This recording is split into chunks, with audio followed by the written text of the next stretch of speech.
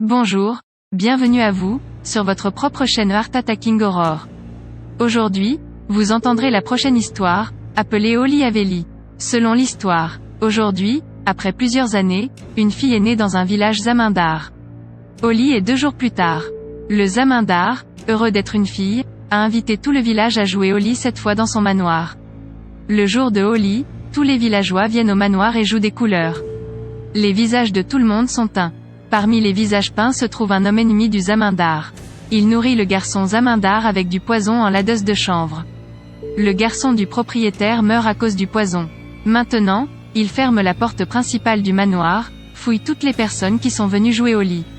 L'homme est pris. Le zamindar tire sur l'homme. Il meurt. Le zamindar enterre son cadavre dans le jardin à l'extérieur de son manoir. Le zamindar va ensuite incinérer son garçon. Tous les villageois rentrent chez eux. Le lendemain soir à 13h, la porte principale du manoir du zamindar vient frapper à la porte. Il ouvre la porte et voit. Il y a une femme mariée debout à l'extérieur, qui dit que la voiture est tombée en panne et qu'elle doit rester la nuit. Le zamindar appelle la femme à l'intérieur et reste dans la chambre d'amis. Le lendemain matin, le zamindar regarde le journal après avoir bu du thé. Voir le titre, y compris la photo imprimée sur la première page, éveille ses sens. Parce que la femme qu'il avait gardée dans la chambre d'amis la nuit, était décédée dans l'accident de la route à 5h du soir. Maintenant, il jette le papier et court vers la chambre d'amis. Il n'y a personne dans la salle. Le zamindar considère l'incident de la nuit comme son illusion et s'engage dans son travail quotidien. Petit à petit, la journée avance. C'est la nuit. La porte principale du manoir frappe à nouveau à 13h. Le propriétaire se lève et ouvre la porte. Aujourd'hui, un homme se tient devant la porte. Cet homme parle également de la voiture endommagée, cherchant de l'aide aux zamindars. Le propriétaire se souvient de l'incident de la nuit précédente, donc en ne prenant aucun risque, il chasse l'homme. Il ferme alors la porte et s'endort. Le lendemain matin, pendant que le zamindar boit du thé, alors seulement un homme sort de la chambre d'amis en se préparant et sort en remerciant le zamindar. Le zamindar est surpris de le voir, car c'est le même homme que le zamindar avait chassé de la porte pendant la nuit. Désormais, dès que le zamindar regarde le journal en buvant du thé, il voit toujours le titre avec une photo. La photo est du même homme qui vient de partir. Cet homme est le mari de la femme qui est venue au zamindar la première nuit. Cet homme est également mort dans un accident de la route. Après avoir lu cette nouvelle, le propriétaire est à nouveau abasourdi. Au fur et à mesure que la journée passe. C'est la nuit. Le zamindar change les côtés en étant allongé sur le lit. Il n'a pas sommeil. Les événements des 2 dernières nuits l'ont effrayé. Soudain, nous entendons des voix de quelqu'un qui parle, venant de la chambre d'amis. Le zamindar se lève et se dirige vers la chambre d'amis. Les voix entrent toujours, tandis que la chambre est fermée de l'extérieur et la lumière à l'intérieur est également fermée.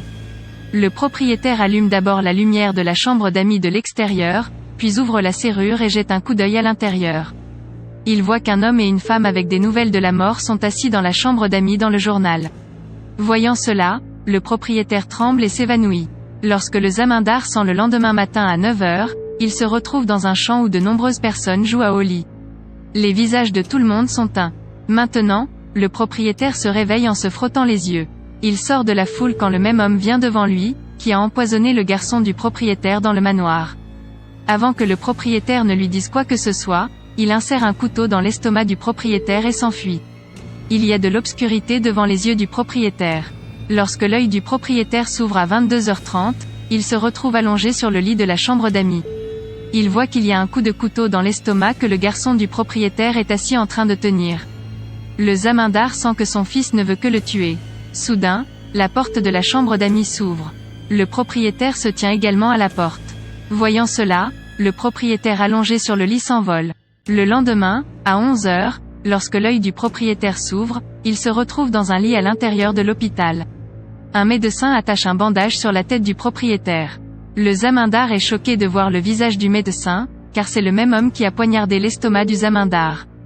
Ensuite, une infirmière vient au zamindar avec un plateau et le pose sur le lit.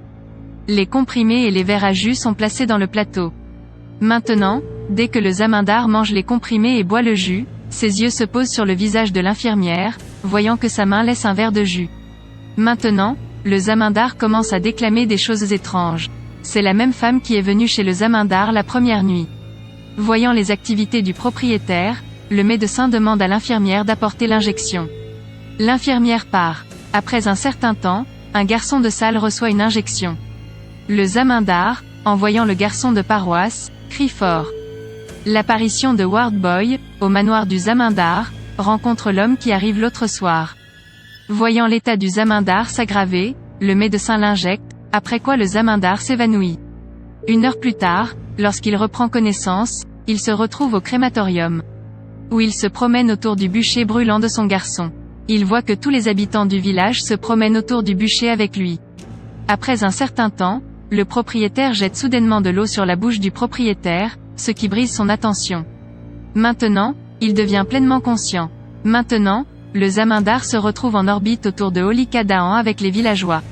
Après Holika Daan se rend au zamindar Haveli. En arrivant là-bas, il voit que le manoir est très bondé. Il traversa la foule et atteignit le milieu. Il voit que le corps de son garçon est allongé sur le sol. Tous les gens de la maison pleurent. En voyant cela, l'esprit du propriétaire est complètement confus. Vous entendrez l'histoire avant cela dans la section suivante. Merci pour le temps.